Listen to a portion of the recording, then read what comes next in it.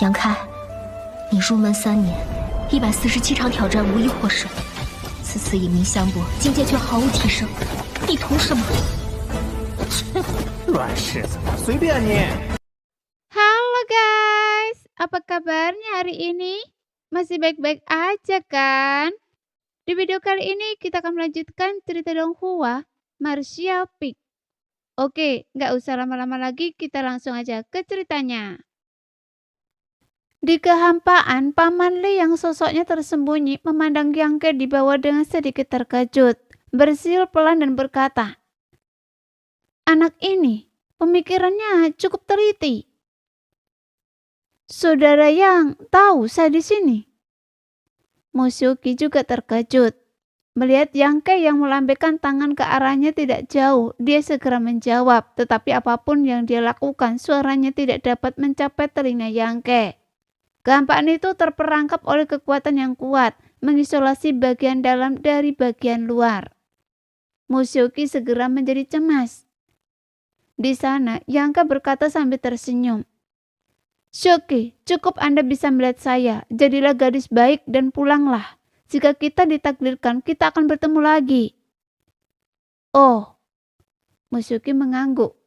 "Baiklah." Perasaan kehilangan yang dia rasakan karena belum melihat Yang Ke untuk terakhir kalinya sebelum pergi lenyap setelah mendengar kata-kata ini. Dan dia tersenyum bahagia.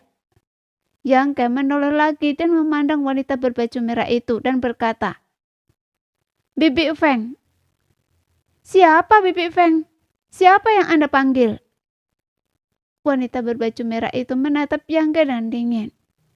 "Senior, coba panggil saya begitu lagi." Yang Ke menarik nafas dalam dan berkata, "Tuan ini, saya kira-kira tahu mengapa Anda menghalangi jalan saya." "Jangan sok pintar." Wanita berbaju merah itu mendengus dingin memotong ucapan Yang Ke. Yang Ke terkejut beberapa saat lalu mengerutkan kening dan berkata, "Masih menyangkalnya? Kalau begitu..." Pada saat ini dia tiba-tiba menatap kosong, wajahnya penuh kasih sayang dan dengan lembut menyatakan, "Shoki, jadilah gadis yang baik dan tinggallah di rumah. Ketika saya telah mengumpulkan hadiah pertunangan, saya akan datang untuk menikahi Anda." Ekspresi wanita berbaju merah itu tiba-tiba berubah drastis dan dia berteriak, "Anda berani!" Sebelum dia selesai berbicara, dia tiba-tiba sepertinya menyadari sesuatu dan menggetarkan giginya. "Anda sangat licik." Baru kemudian dia menyadari bahwa kata-kata Yang Ke sama sekali tidak ditujukan kepada Mushoki, tetapi sengaja dikatakan kepadanya, dan reaksinya jelas mengkonfirmasi bahwa dugaan sebelumnya benar. "Benar, saya Bibi Feng dari Shoki." Melihat bahwa pura-pura tidak ketahuannya telah gagal, wanita berbaju merah itu langsung mengakuinya, menatap Yang Ke dengan tajam dan berkata, "Nah, saya tidak peduli dari mana Anda berasal atau masa depan cerah apa yang Anda miliki. Shoki bukanlah seseorang yang bisa Anda idam-idamkan. Ingat itu baik-baik. Apakah tuanku di sini untuk memperingatkan saya agar tidak menjadi kata yang mencoba memakan daging angsa?" Yang Ke berkata dengan tenang, "Jika begitu, mengapa Anda tidak mengatakannya lebih awal? Anda memang punya kesadaran diri." Wanita berbaju merah mendengus pelan. "Karena Anda begitu masuk akal, saya tidak ingin menindas yang lemah. Ingat kata-kata saya, jika suatu hari Anda benar-benar memiliki pikiran yang tidak pantas tentang Shoki, saya akan membuat Anda menyesal telah dilahirkan. Ancaman Anda lemah dan tidak berdaya." Yang Ke tersenyum tenang. "Tapi yakinlah tuanku, Shoki dan saya hanya berteman. Itu yang terbaik." Wanita berbaju merah mengangguk puas. Yang Ke terkekeh lagi, berkata, "Dibandingkan dengan gadis-gadis muda yang polos dan menawan, saya lebih menyukai wanita dewasa yang glamor. Misalnya, seseorang seperti Anda, tuanku, sungguh menggoda." Di tengah udara, Paman Lim menyemburkan seteguk teh lagi. Rahangnya tampak terlepas, mulutnya ternganga, dan butuh beberapa saat baginya untuk pulih. Wajahnya dipenuhi keringat dingin. Dia telah digoda. Nona ke-9 benar-benar telah digoda. Saat berbicara, dia tak kuasa menahan tawa. Seorang bocah nakal berani menggoda Nona ke-9. Jika Kaisar Agung tahu tentang ini, dia pasti akan tertawa terbahak-bahak. Saudara Yang, bagaimana Anda bisa mengatakan hal seperti itu? Di seberangnya, Mushoki tersipu. Dia meludah. Sungguh tak tahu malu. Anda menyukai seseorang seperti saya? Ekspresi wanita berbaju merah itu sedikit aneh, dan dia menatap Yangke dari atas ke bawah dengan penuh minat. Hanya karena kata-kata kurang ajar Anda, saya bisa saja mencabut lidah Anda yang penuh kebencian itu, kata Bibi Feng. Namun nada suaranya berubah, senyum lembut muncul di wajahnya, kilatan menggoda di matanya. Dia berkata dengan suara lembut dan manis. Saya cukup menyukai kejujuran Anda. Mungkin suatu hari nanti ketika kultivasi Anda melampaui milik saya akan memberi Anda kesempatan untuk mengejar saya. Kalau begitu, setuju. Yangke tertawa terbahak-bahak. Wanita berbaju merah itu menatap Yangke dengan seksama untuk waktu yang lama sebelum mencibir. Terlalu percaya diri. Dengan itu dia menghilang dalam sekejap. Hei, Tuan, Anda menghancurkan harta terbang saya dan pergi begitu saja. Bukankah itu agak tidak adil? Yangke berteriak ke dalam kehampaan. Tiba-tiba seberkas cahaya biru melesat dari jauh, berhenti di depannya dalam sekejap. Yangke memeriksa objek itu dengan cermat dan menemukan bahwa yang diselimuti cahaya biru itu adalah perahu kayu mini, berukuran sekitar 3 inci, memancarkan fluktuasi energi dari harta rahasia tingkat sumber Dao. Dia benar-benar memberi kompensasi pada saya. Yangke sedikit terkejut, tetapi tanpa ragu dia langsung menyimpan perahu kayu itu di cincin spesialnya. Kemudian dia berdiri diam di kehampaan. Setelah beberapa saat dia tiba-tiba menggigil, keringat dingin mengalir di dahinya, membasahi pakaiannya dalam sekejap. Dia terengah-engah seperti ikan yang kehabisan air. Konfrontasinya dengan wanita berbaju merah meskipun tidak terlalu mendebarkan, tentu saja tidak damai. Lagi pula dia adalah kaisar yang mulia tingkat 3. Dia jauh melampaui Yangke. Bahkan jika Yangke telah memecahkan segel emas dan perak di perut bagian bawahnya, dia tidak sepenuhnya yakin bisa lolos darinya. Karena itu dia harus mengambil resiko. Untungnya pada saat yang krusial dia tiba-tiba menebak identitas aslinya, karena tidak sulit untuk mengetahuinya. Meskipun dia tidak menyimpan dendam terhadap wanita berbaju merah, namun kultivator alam kaisar tingkat 3 ini secara khusus datang ke sini untuk membuatnya kesulitan. Jelas ada alasannya. Yangke berpikir dan satu-satunya hubungan yang bisa dia buat adalah Mushoki. Sebelum meninggalkan kota hutan Maple, Shoki telah meninggalkan selembar kertas kio, memberitahu Yangke bahwa Bibi Feng akan datang untuk menangkapnya. Dengan kultivasi alam raja kekosongan tingkat 3 Mushoki, bagaimana mungkin dia bisa lolos dari kejaran Bibi Feng? Tertangkap dan dibawa pulang adalah suatu kepastian. Mungkin setelah menangkap Mushoki, Bibi Feng mengetahui keberadaannya darinya dan sengaja menghentikannya di sini untuk mengujinya. Yangke bisa memahami tindakan Bibi Feng. Gadis muda yang naif itu sering menyebutkan seorang pria aneh. Sebagai seorang tetua, Bibi Feng tentu perlu melihat karakter Yangke dan menguji apakah Mushoki telah ditipu oleh orang yang tidak tahu malu. Dan sisanya mudah. Sekarang dia tahu identitas pihak lain. Yangke tentu mengerti bahwa Mushoki pasti juga bersembunyi di dekat sini. Dan wanita berbaju merah itu tidak akan pernah membunuhnya. Namun ketika dia mengucapkan kata-kata itu sebelum pergi, sepertinya dia menggunakan semacam teknik jiwa ilahi. Dan dia hampir tergoda dan mempermalukan oleh sikapnya yang memikat.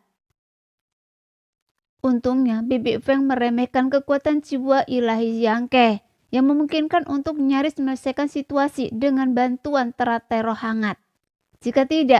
Jika Mushoki melihat adegan memalukan itu, dia mungkin tidak akan berhubungan lagi dengan Yangke. Dia seharusnya sudah pergi sekarang. Gumam Yangke pada diri sendiri, merasa agak lelah, tetapi dia tetap bergegas menuju ke arah Kin Chongyang. Pemeriksaan cepat menunjukkan bahwa Ki Chongyang hanya pingsan tanpa luka sedikit pun. Tampaknya Bibi Feng sengaja melakukannya, membuat Ki Chongyang pingsan dengan serangan pertamanya untuk menciptakan kesempatan berbicara empat mata dengan Yang Ke. Di kejauhan, Paman Li menggunakan kekuatan ilahinya yang luar biasa untuk memindahkan Mo Xiuqi dan Bibi Feng melalui kehampaan. Namun Mo Xiuqi tampak murung. Kedua ahli alam kaisar itu mengabaikannya. Sesekali Paman Li melirik Bibi Feng seolah-olah ingin mengatakan sesuatu. Kalau Anda mau bicara, katakan saja. Kenapa Anda menatap seperti itu?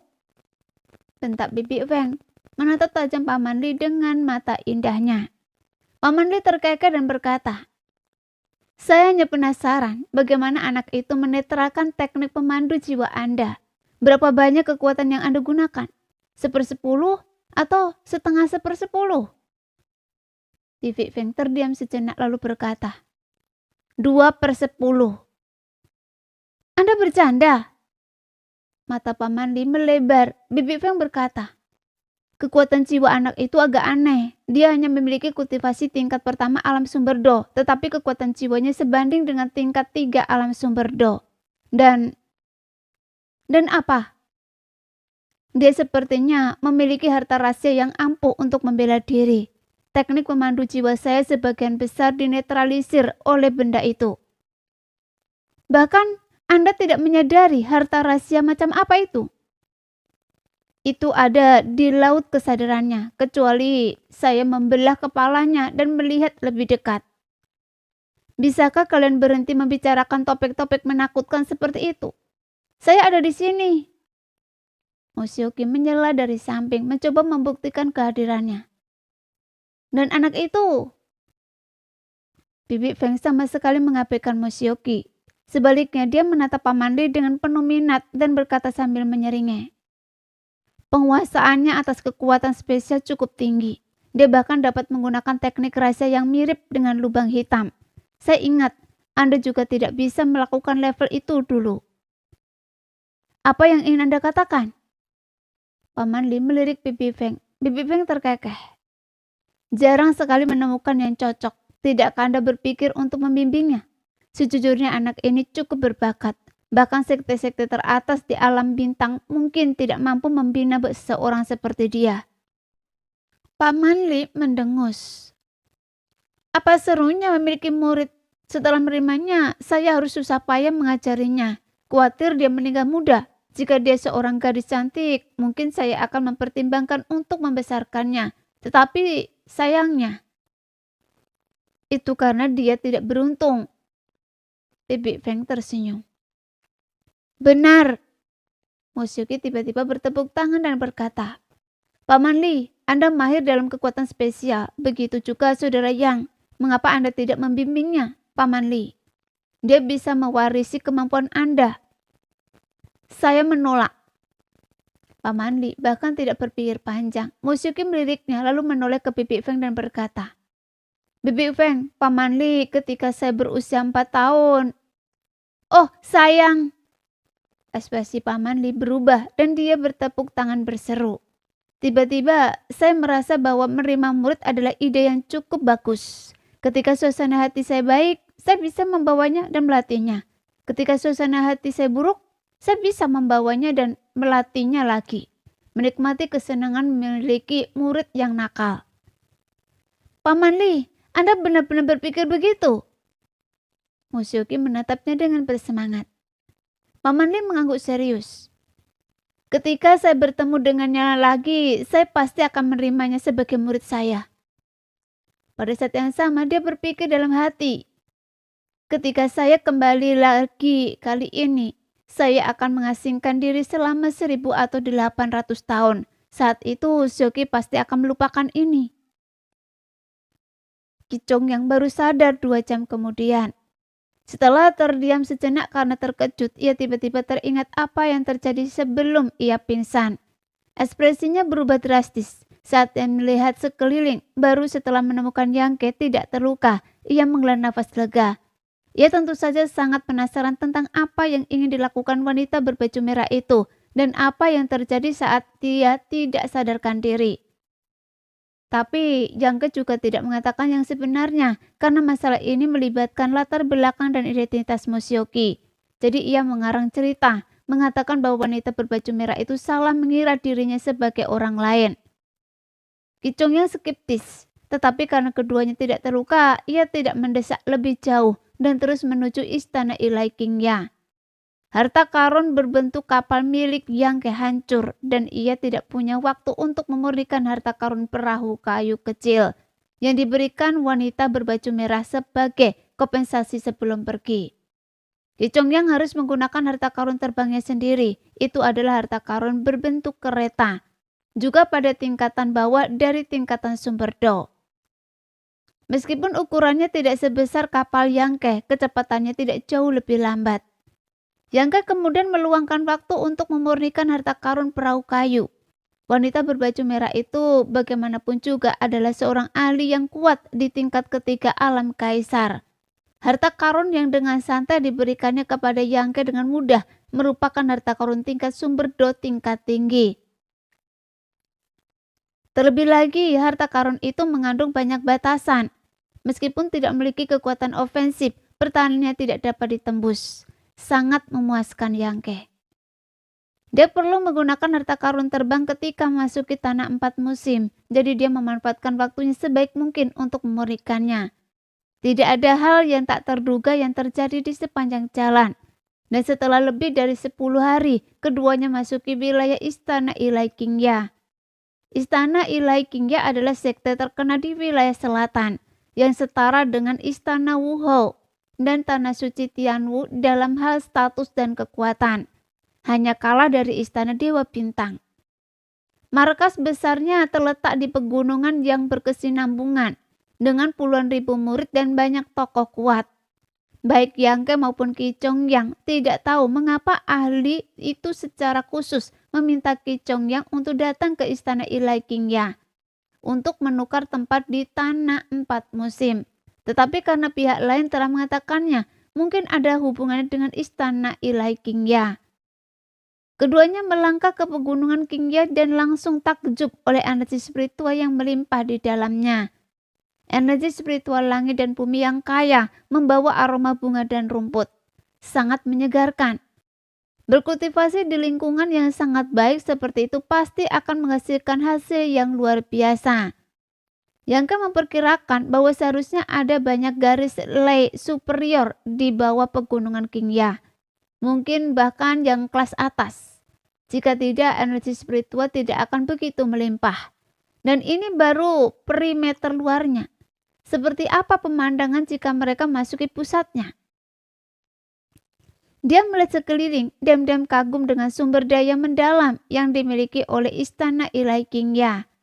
Dia tanpa diduga menyadari bahwa Ki Chongyang tampak agak gugup dan pendiam. Setelah berpikir sejenak dia mengerti. Ini bagaimanapun juga adalah markas besar sekte teratas di wilayah selatan.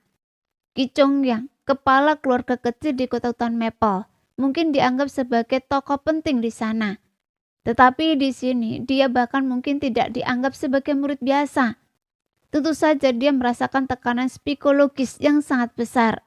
Takut dia salah bicara atau bersikap tidak sopan saat bertemu mereka. Dia datang ke sini untuk meminta bantuan, jadi dia sangat gugup. Sebaliknya, Yangke tampak sangat tenang, seolah-olah dia sedang menikmati pemandangan dengan santai. Tiba-tiba, Yangke berhenti dan berkata, "Saudara Qin, ada seseorang datang." "Hah?" Ki Chongyang tampak termenung, tetapi setelah mendengar ini dia terkejut dan berhenti di tempatnya. Dia berdiri diam di tempatnya. Sesaat kemudian 2 garis cahaya tiba-tiba melesat dari kejauhan. Mereka mendarat tepat di depan kedua pria itu dengan dingin mengamati mereka. Salah satunya gemuk dan montok dengan begitu banyak lemak di wajahnya sehingga matanya hampir tidak terlihat.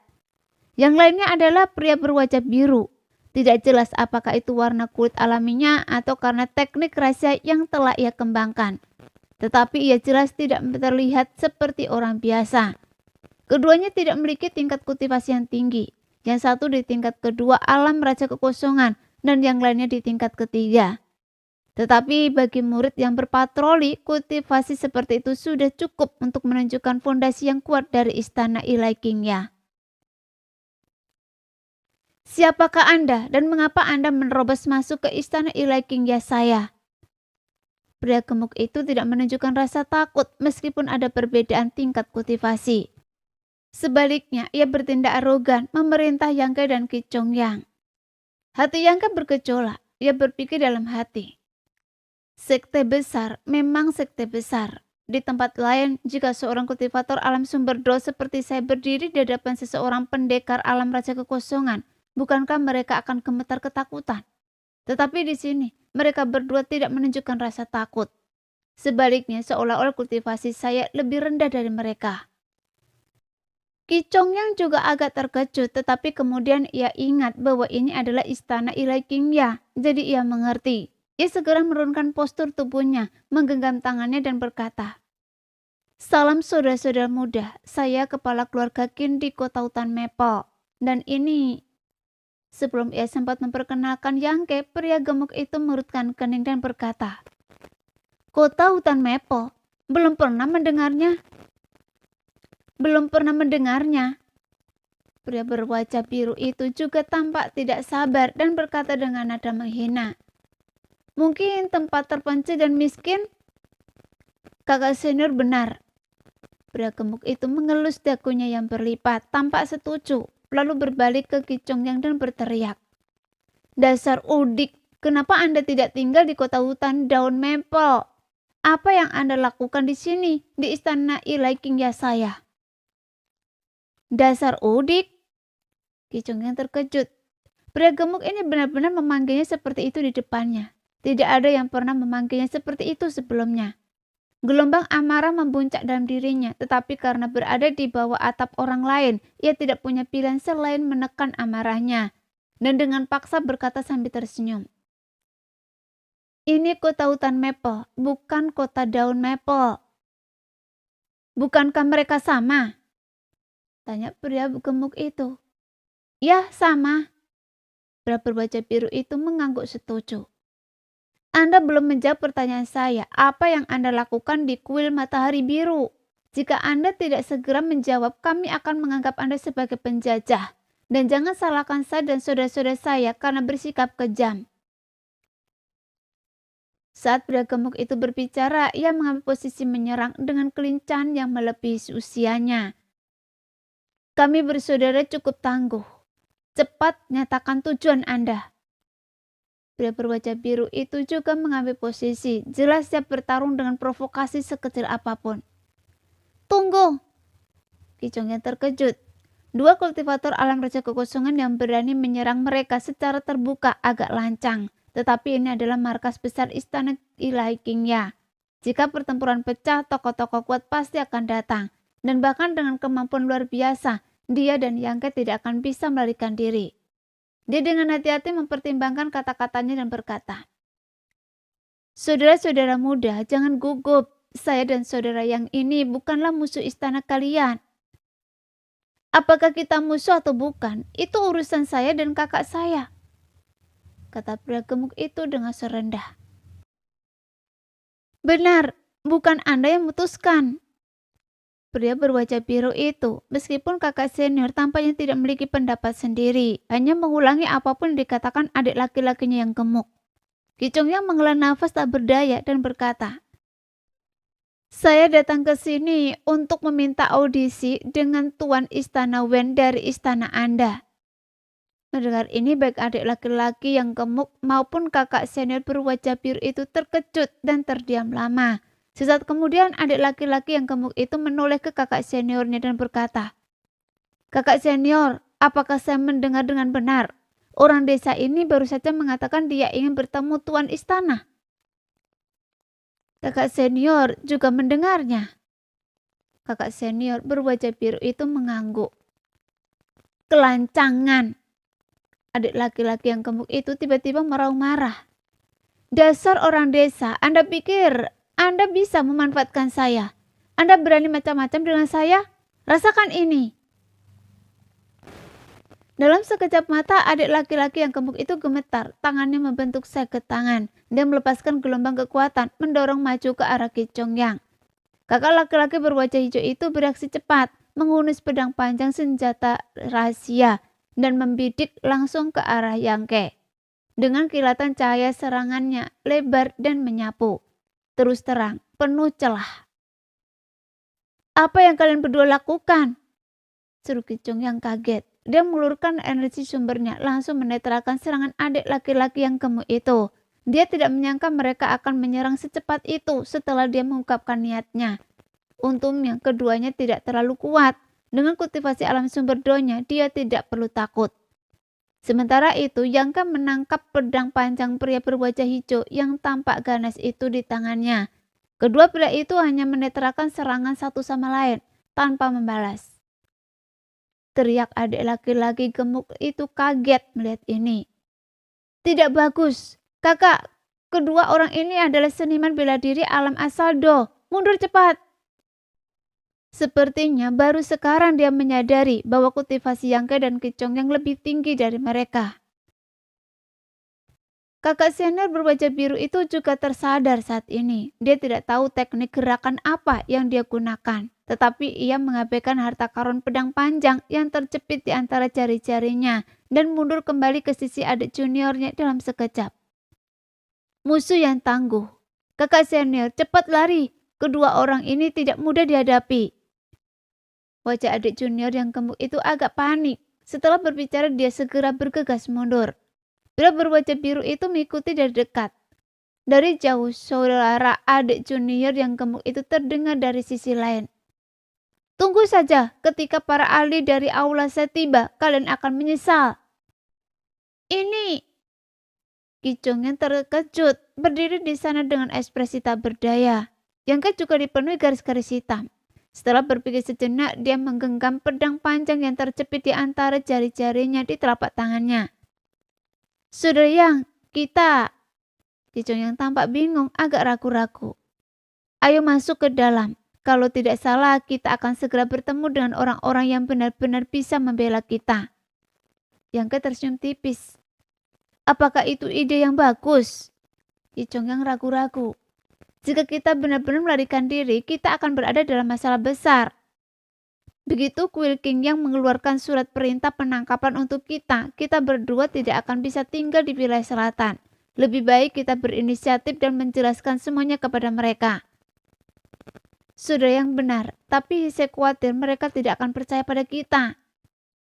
Ki Chongyang berkata dengan cemas. Yang Ke terkekeh dan berkata, "Dua orang yang kita temui tadi, cara pikir mereka agak tidak konvensional. Saya rasa orang-orang lain di Kuil King ya menyadari hal itu. Jika kita menjelaskan semuanya dengan benar, mereka seharusnya mengerti." "Semoga begitu." Ki Chongyang mengangguk. Setelah mengerti, ketegangan dan ketakutan di hatinya berkurang drastis, dan dia serta Yang Ke melanjutkan perjalanan. Kali ini Yang Ke dan Ki Chongyang belum jauh berjalan ketika mereka merasakan kedatangan para ahli alam sumber Dao. Mereka kemungkinan besar adalah bala bantuan yang dibawa oleh dua murid istana Ilai King yang sebelumnya. Kedatangan mereka sangat cepat dan jumlahnya lebih dari 1, 4, atau 5 orang. Dengan pemimpin adalah ahli alam sumber Do tingkat 2. Yang Ke menunggu dengan sabar, tidak melangkah lebih jauh. Sementara Ki Chongyang tampak cemas dan gelisah. Beberapa saat kemudian kilatan cahaya muncul dan sekelompok pendekar bela diri muncul di hadapan mereka. "Pelayan To, ini adalah dua orang yang menerobos masuk ke pegunungan Qingya kita dan mengucap omong kosong. Kakak senior saya dan saya tidak mampu melawan mereka dan mundur dengan malu. Lihat, orang itu bahkan memegang pedang panjang kakak senior saya." Adik laki-laki gemuk dan kakak laki-laki yang berwajah biru yang muncul sebelumnya juga termasuk di antara orang-orang ini. Begitu mereka muncul, adik laki-laki yang gemuk dengan bersemangat menjelaskan kepada seorang pria parubaya sambil menunjuk Yang Ke. Pria parubaya itu tampak berusia sekitar 50 tahun dengan rambut setengah putih dan perawakan pendek, tetapi matanya berkilau dengan cahaya tajam, memberinya penampilan yang cakap. "Ini pasti dia Kento yang disebutkan oleh adik laki-laki yang gemuk itu." Seorang seniman bela diri tingkat kedua alam sumber Do hanya memegang posisi diakon di istana Ilakingya. Pelindung dan tetua berpangkat lebih tinggi pasti dipegang oleh seniman bela diri yang lebih kuat. Yangke merenung sendiri. Begitu adik laki-laki yang gemuk itu selesai berbicara, kakak laki-laki berbaju biru itu berteriak. Hei, dasar udik, kembalikan harta rahasia saya atau Anda akan menyesal. Bibir Yangke berkedut, dia tidak pernah berniat menyimpan harta orang lain. Pedang panjang itu hanyalah harta tingkat tinggi Raja Kekosongan. Dia hanya menyimpannya untuk membalikannya kepada pria berwajah biru itu ketika dia bertemu dengannya lagi.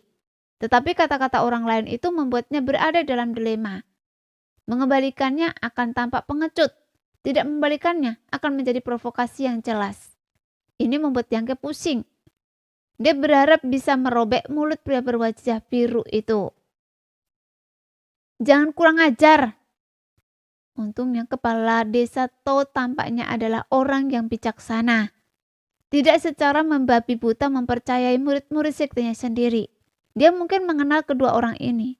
Adik laki-laki yang gemuk dan kakak laki-laki berwajah biru dengan baik dan tahu bahwa cara mereka agak tidak biasa. Saat berbicara, dia melirik Yangke dan Ki Chongyang. Dia langsung mengerti. Dua kultivator tingkat 1 alam sumber Do. Kultivasi mereka tidak tinggi, tetapi juga tidak rendah. Dibandingkan dengan seniman bela diri di luar, alam sumber Do setidaknya dianggap kuat. Saya memiliki pemahaman umum tentang apa yang terjadi. Apakah kalian berdua ingin mengatakan sesuatu? Kata Diakan To. Ki Chongyang dengan cepat menyatukan kedua tangannya dan berkata, Ki Chongyang, kepala keluarga Qin dari kota hutan Maple, memberi salam kepada Diakan To. Saya dan saudara saya yang datang ke istana Ilakingya bukan untuk membuat masalah, tetapi barusan 2 murid dari istana Anda yang terhormat tiba-tiba menyerang kami, dan saya dan saudara saya yang terpaksa membela diri. Mohon pengertiannya, Diakan To. Kota hutan Maple. Mendengar ini, alis Diakan To sedikit mengerut dan dia berkata dengan tenang. Akhir-akhir ini saya sepertinya cukup sering mendengar nama kota hutan Maple. 2 pendekar alam sumber Do lainnya yang berdiri di sampingnya juga sedikit mengangguk. Pertama, Ponik Roh Suci muncul di Gunung Kemurnian Giok dekat kota hutan Maple. Kemudian segel iblis raksasa kuno dihancurkan dan energi iblis mengelilingi kota. Hal-hal ini bukanlah rahasia. Dan mereka yang ingin tahu tentu saja dapat mengetahuinya.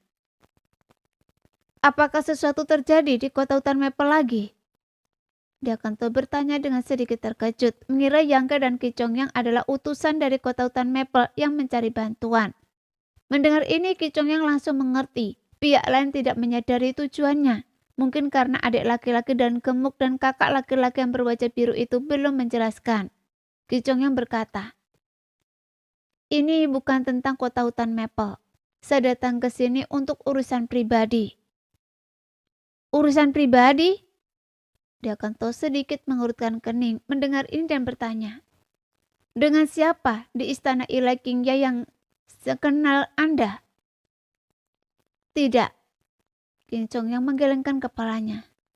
Lalu Anda ingin bergabung dengan istana Ilakingya saya? Diakan To bertanya lagi. Tidak. Diakan To langsung menjadi tidak sabar. Saat itu adik laki-laki yang gemuk itu membungkuk dan membisikkan sesuatu di telinga Diakan To. Kilatan dingin muncul di mata Diakan To saat dia menatap kedua orang di depannya, mengangguk dan berkata, begitu sombong, tidak heran mereka menyerang Anda. Dia berhenti sejenak lalu berkata, mengingat kultivasi kalian ke alam sumber Do bukanlah hal yang mudah dan ini adalah pelanggaran pertama kalian. Masing-masing dari kalian akan pergi dengan 1 tangan. Kalian boleh pergi. Tubuh Ki Chongyang bergetar, matanya membelalak saat ia menatap lurus ke depan dengan tak percaya. Yangke melutkan kening, diam-diam merasakan bahwa keadaan semakin rumit. Meskipun Diakan To ini agak rasional, gaya bicaranya lugas, tidak memberi mereka berdua kesempatan untuk menjelaskan. Melihat ekspresi mereka, Diakan To terkekeh. Apa? Enggan. Jika begitu, Diakan ini tidak berkeberatan membantu kalian. Diakan To. Yangke tiba-tiba memanggil. Apalagi yang ingin Anda katakan? Dia Kanto mengalihkan pandangannya ke Yangke. Yangke terkekeh dan berkata, apakah dia Kanto mengharapkan kami untuk memotong lengan kami sendiri hanya karena saudara Qin dan saya ingin bertemu dengan kepala Aula Wen? Logika macam apa itu? Apakah seperti ini istana suci Qingyang memperlakukan tamunya? Sekte-sekte teratas di wilayah selatan sungguh melihat adalah percaya. Nada suara Yangke sarkastik menyebabkan orang-orang di hadapannya menatapnya dengan marah. Dia Kanto mencibir dan berkata, kalian menerobos masuk ke pegunungan Qingya saya dan saya bisa saja mengambil nyawa kalian. Sekarang saya mengampuni nyawa kalian sekarang. Jadi kalian seharusnya bersyukur dan pergi. Jika kalian terus berdebat, kalian tidak akan bisa pergi. Dia tampak percaya diri. Ini tidak mengherankan, dia berada di tingkat kedua alam sumber Do, sementara Yangke dan Kicongyang hanya berada di tingkat pertama. Dia Kanto tidak menganggap mereka tandingannya. Terlebih lagi dia memiliki 2 rekan di tingkat pertama alam sumber Do bersamanya. Yangke bertanya, hanya karena permintaan kami? Ya, aneh sekali. Apakah peraturan sekte kalian menyatakan bahwa orang luar tidak dapat meminta audisi dengan ketua istana Wen? Tentu saja tidak. Tetapi kualifikasi apa yang kalian miliki untuk meminta audisi dengan ketua istana? Wen Xizhan, ketua istana dari istana Ila Qingya, adalah seorang ahli tingkat ketiga alam kaisar sejati. Sebagai sosok yang berdiri di puncak seni bela diri, dia bukanlah seseorang yang bisa dilihat begitu saja oleh siapapun. Untuk menemuinya seseorang setidaknya harus berada di alam kaisar. Bagi Yangke dan Kicongyang, 2 seniman bela diri tingkat 1 sumber Do mengajukan permintaan seperti itu. Sungguh tak tertahankan. Itu seperti seorang pengemis compang-camping yang meminta untuk bertemu dengan seorang putri bangsawan. Para penjaga lebih memilih membunuh pengemis itu daripada membiarkannya menyinggung perasaan sang putri.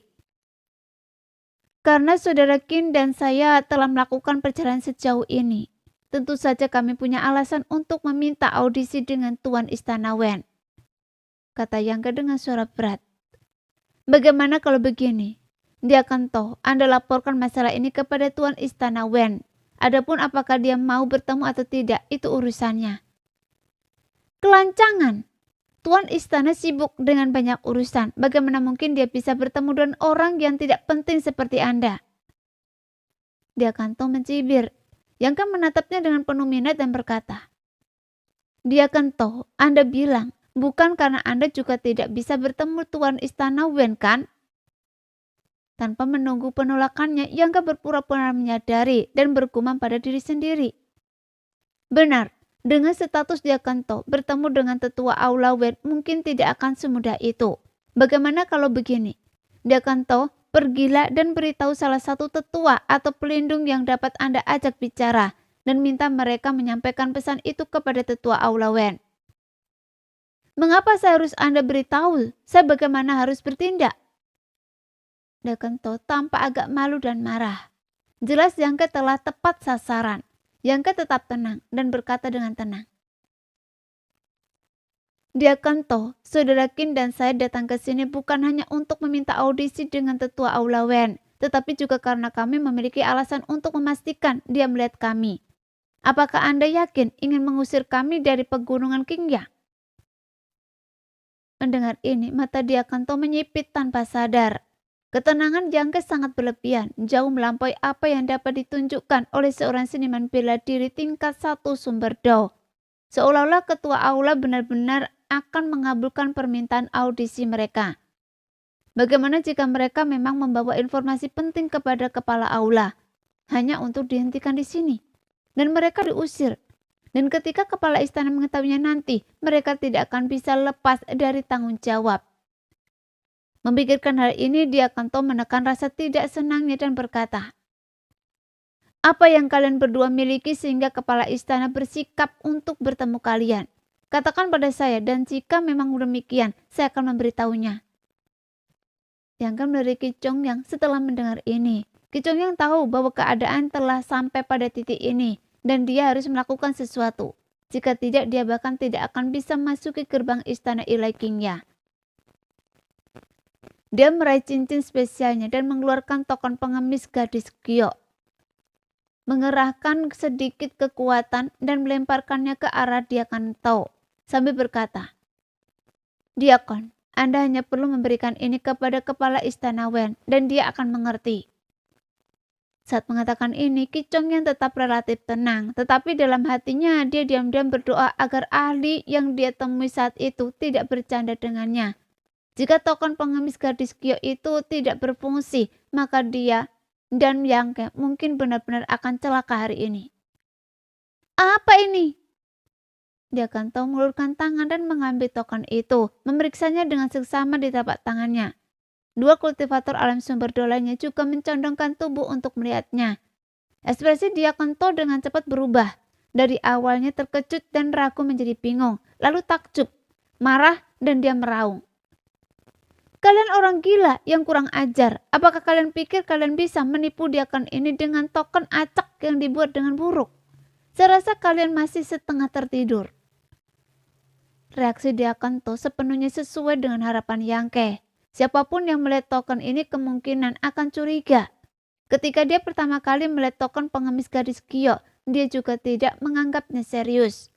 Baru setelah mengujinya sendiri dia menyadari bahwa pencipta token itu memang seorang master. Dan master di luar imajinasinya. Seorang master seperti itu tidak akan berani mempermainkan Ki Chong Yang, seorang seniman bela diri alam sumber Do. Oleh karena itu, Yang Ke percaya bahwa token itu asli, melambangkan status dan posisi tertentu. Jadi dia dengan percaya diri tersenyum dan berkata,